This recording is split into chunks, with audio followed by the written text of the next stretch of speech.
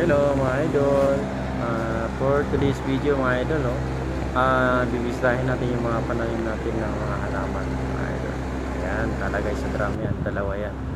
So yan mga idol, pagka nagupitan pala siya mga idol, ang ganda pala tingnan.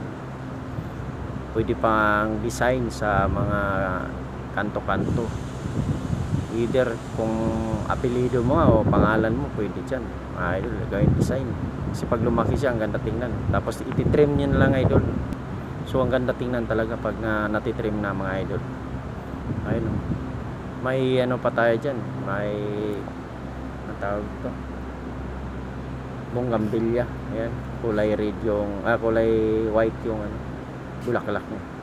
So ayan mga idol. Ayan halaman sa baba. Tapos yung gitna, ayan yung guava mga idol. Yun yung native na guava. Ang grabe, ang daming bunga niya mga idol. Ay, dami ng bunga niya. Baba lang. So mga native na guava.